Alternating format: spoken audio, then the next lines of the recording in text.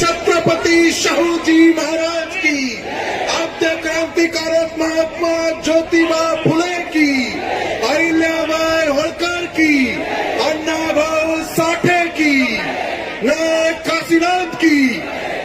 माझ्या तमाम गोर बंजारा बांधवांना आज या मोठ्या संख्येने आपण इथे आलात. आपण दाखवून दिलं की हा गोर बंजारा समाज आता झोपलेला नाही. हा गोर बंजारा समाज आता जागा झालेला आहे.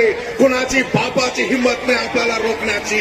हे आपण सिद्ध करून दिलेलं आहे. म्हणून माझ्या बंधूंना आणि भगिनींना मला सांगायचं आहे, हा लढा खूप मोठा लढा आहे. हा लढा भावनिकतेने चालणार नाही. हा लढा आततायीपणे करून चालणार नाही. अत्यंत शांततेने शिस्तीने आपला हा लढा लढायचा आहे. माझ्या आधी अनेक वक्त्याने सांगितले की मराठा समाजाला हैदराबाद गॅजेटच्या आधारावर त्या ठिकाणी आरक्षण दिले. त्याचप्रमाणे या गोर बंजारा समाजाला देखील मराठवाडा गॅजेट प्रमाणे आम्हाला देखील एसटी प्रवर्गाचं आरक्षण हवंय. पण माझ्या बंधूंना आणि वगैरे तुम्हाला एक गोष्ट समजून घ्यायची आहे.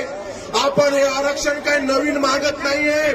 आपण हे आरक्षण आपण एसटी प्रवर्गामध्ये आधीच होतो. पण 1871 नंतर 1952 ला आम्हाला विमुक्त जाती करून इथल्या लोकांनी आमच्या सोबत षडयंत्र केलेला लक्षात घ्या.